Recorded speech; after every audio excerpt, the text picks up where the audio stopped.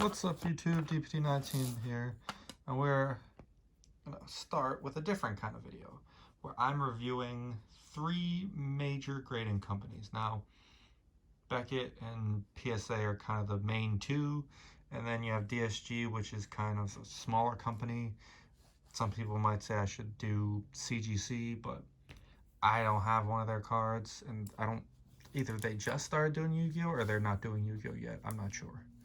But not really an option, so we have DSG, Diamond Service Grading. I thought, they were pretty high quality, so I figured I bought a card for cheap, like 20 bucks I paid, so I thought that was a good deal. And we will do a review real quick. So let's start with good old PSA. So we have an example here. We have a PSA 10 Jet Mint Armor Sword. Now, we're going to review quality of the cases, labels, and just everything overall, and the condition of the card, what we think, if it's graded fairly from this, example. That doesn't mean that if this is graded incorrectly, it's like an 8 and a 10, that, oh, all of them are like that. No, that would just be a one example, but let's go over it. So this is a somewhat newer cert for 45 million. We have the PSA label. I didn't notice this till recently until someone asked me, but there's a blue hue in the white label, like kind of like, look at that. See, it's like waves to prove authenticity of the hologram. And they also wanted me to show them the, where is it? There we go. The PSA logo there. And I didn't notice some of those things beforehand. I mean, the PSA logo, I probably noticed it, just didn't really pay attention. But yeah, those are all ways to show that's not tampered with and that's authentic, which I thought was pretty cool. So there's nice touches to the case. And now let's look at the quality of the card real quick. Centering looks to be in line, a little thicker on the top than the bottom probably, but that's all right. And then let's look and see if there's any issues in the card. It's very hard to see in the case.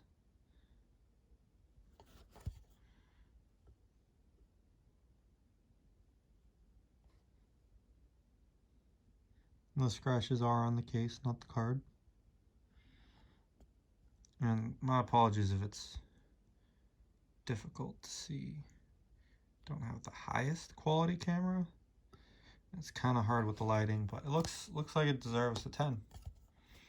And there's the case itself, where I like it. It's light duty. I like the red border. Just kind of like the whole appeal and feel, and it's lightweight, but it does feel sturdy. An issue that I do have with PSA cases is that sometimes they're loose. The card is loose inside. Now, hopefully they've kind of fixed it more, but I had a express shipment come in, not an express, a regular one come back in like 3 months ago, and one of the cards was just loose. It was a Pokemon card, and there can be a little bit of wiggle room. Well, obviously if you hit it, it slightly moves, but if it's like shaking just from doing that, that's just something I really don't like. And it's a reason that I sell off a lot of PSA cards, because especially with that issue, because I don't see it's a headache trying to sell one with a loose card. It's a headache, and then trying to get it recased would be a pain. I don't have the time for that, so I usually just sell them. This one is up for sale on my eBay page, just because I'm fine with just a raw copy. I bought it and I was just like, do I really need it? So I'm selling that one. But PSA cases, huge fan, definitely my preferred one out of these 3 before we even get to the other ones, just because I'll get into some of these things in a bit. Now we have Beckett. Now Beckett's easily the most sturdy case. Good lord. It's like a brick. I recently sold, and I purchased like a year ago, a Beckett case that was cracked right over here. And I don't know what the hell they did, but to crack a Beckett case takes, in my opinion, a lot of effort. It obviously didn't go through it, but it still cracked it enough to where it damaged the case, which surprised me. But here is a faded TP1 Mechanical Chaser Ultra Rare Mint. I wish the person that graded this got subgrades, but oh well. I personally don't get the reasoning for getting Beckett to grade your cards if you're not getting the subgrades, because they're more expensive than PSA. At this point, they probably take as long, and I just don't get it. Pay the extra, what, $10, $15, whatever, just for the subgrades, just so you can see. I mean, I can already tell. I got a 9 centering left to right. It's probably a 9 at best, maybe an 8.5.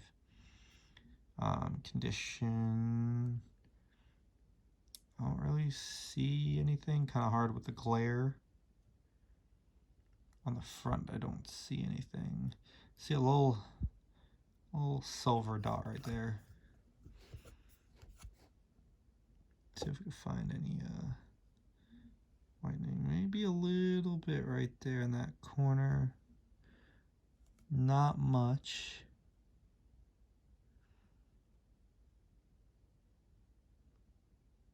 And then on the card, surface-wise, I can't really tell.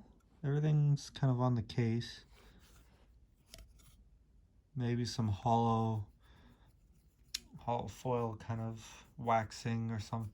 Usually there's some kind of waxing around this area or here on the card, but it seems like centering is probably the main reason why I got a 9. And then maybe some surface, and maybe that little corner made it a 9.5. I'm not too sure. But the label with the subgrades, I do like their label. I think it's clean. I think it's good. And high quality. Definitely high quality case. The highest quality case in terms of it's not getting broken. And with nothing kind of moving. Definitely my favorite.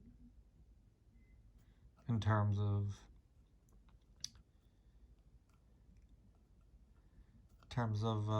you know, being sturdy and looking nice, but it's just too bulky for me. Keeps the card safe, which I'm glad, but it's just too bulky and too expensive. It's just way too expensive, and you need to get subgrades if you get Beckett. If not, I don't see the point.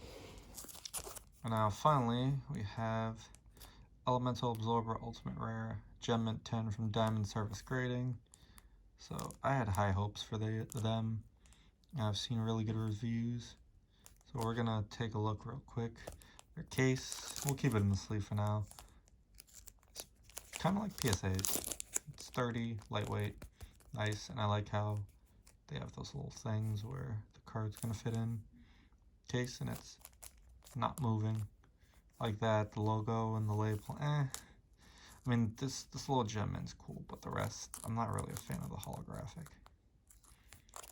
Just personal preference, really. And then we have the little QR code. If I remember, this is the company where the QR code, you can scan it and it'll tell you what is wrong with the card and why it got a grade it did. That's in the sleeve. You know what, we'll just take it out, screw it. That's gonna take me off. I'll probably be able to see better. So it's a crappy case anyways.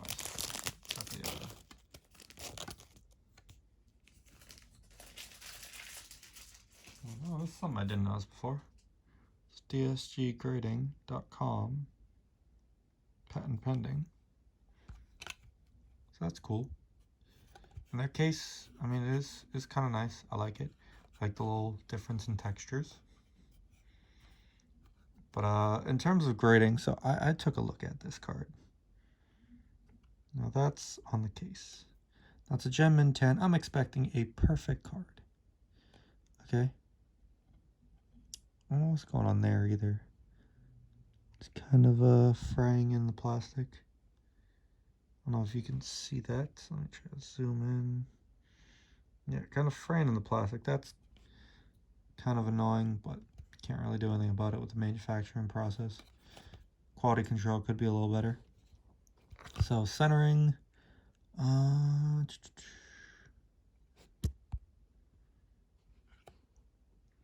think the centering, you know, is slightly off, barely, where it only got a Gem Mint 10, not pristine.